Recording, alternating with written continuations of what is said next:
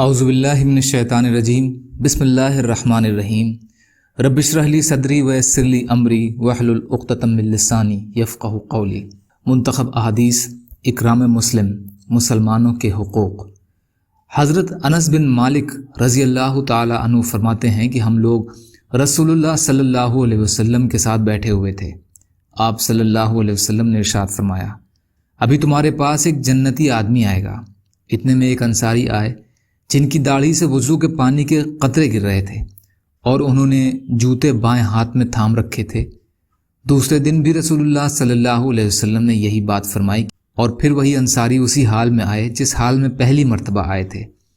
تیسرے دن پھر رسول کریم صلی اللہ علیہ وسلم نے وہی بات فرمائی اور وہی انصاری اسی حال میں آئے۔ جب رسول اللہ صلی اللہ علیہ وسلم مجلس سے اٹھے تو حضرت عبداللہ بن عمرو رضی اللہ عنہ انصاری کے پیچھے گئے اور ان سے کہا کہ والد صاحب سے میرا جھگڑا ہو گیا ہے، جس کی وجہ سے میں نے قسم کھا لی ہے کہ 3 دن ان کے پاس نہیں جاؤں گا۔ اگر آپ مناسب سمجھیں تو مجھے اپنے یہاں 3 دن ٹھہرا لیجئے۔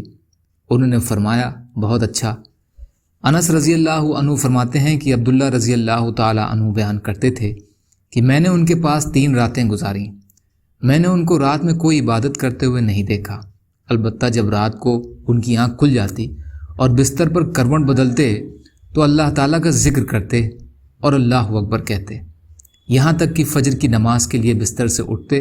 اور ایک بات یہ تھی کہ میں نے ان سے خیر کے علاوہ کچھ نہیں سنا۔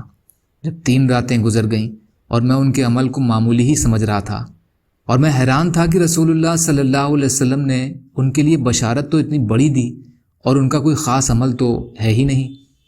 میں نے ان سے کہا، اللہ کے بندے، میرا اور میرے باپ کے درمیان کوئی ناراضگی نہیں ہے اور نہ جدائی ہوئی ہے، لیکن قصہ یہ ہوا کہ رسول اللہ صلی اللہ علیہ وسلم کو آپ کے بارے میں 3 مرتبہ یہ ارشاد فرماتے ہوئے سنا کہ ابھی تمہارے پاس ایک جنتی آدمی آنے والا ہے، اور تینوں مرتبہ آپ ہی آئے۔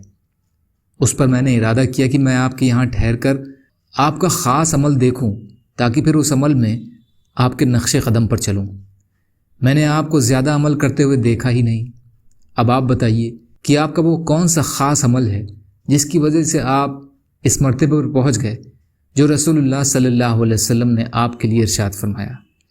ان انصاری نے کہا، میرا کوئی خاص عمل نہیں ہے، یہی عمل ہیں جو تم نے دیکھے ہیں۔ حضرت عبداللہ رضی اللہ عنہ فرماتے ہیں کہ میں یہ سن کر چل پڑا۔ جب میں نے پیٹھ پھیری تو انہوں نے مجھے بلایا اور کہا، میرے اعمال تو یہی ہیں جو تم نے دیکھے ہیں، البتہ ایک بات یہ ہے کہ میرے دل میں کسی مسلمان کے بارے میں کھوٹ نہیں ہے، اور کسی کو اللہ تعالیٰ نے کوئی خاص نعمت عطا کی ہوتی ہے تو اس پر اس سے حسد نہیں کرتا ہوں۔ حضرت عبداللہ رضی اللہ عنہ نے فرمایا، یہی وہ عمل ہے جس کی وجہ سے تم اس مرتبے پر پہنچے، اور یہ ایسا عمل ہے جس کو ہم نہیں کر سکتے۔ مستد احمد بزار، مجمع الزوائد۔ یا اللہ ہم سب کو کہنے سننے سے زیادہ عمل کی توفیق عطا فرما۔ یا اللہ جو مظلوم ہیں ان کی مدد فرما، جو پریشان حال ہیں ان کی پریشانیوں کو دور کر دیجئے، جو قرض میں ہیں ان کے قرضوں کو ادا کرا دیجئے، جو بے روزگار ہیں ان کو روزگار سے لگا دیجئے۔ یا اللہ ہم سب کو بغض، حسد، جلن، کینہ، تکبر، ریاکاری سے پاک کر دیجئے۔ یا اللہ سچی توبہ کرنے والا بنا دیجئے۔ یا اللہ آپ جیسا بہتر سمجھیں ویسے ہماری حفاظت فرمائیں۔ یا اللہ جو مانگا وہ بھی عطا کر دیجئے، جو بھول گئے ہوں اپنے فضل و کرم سے عطا فرما دیجئے برحمتک یا ارحم الراحمین۔ لا الہ الا اللہ محمد رسول اللہ۔ السلام علیکم۔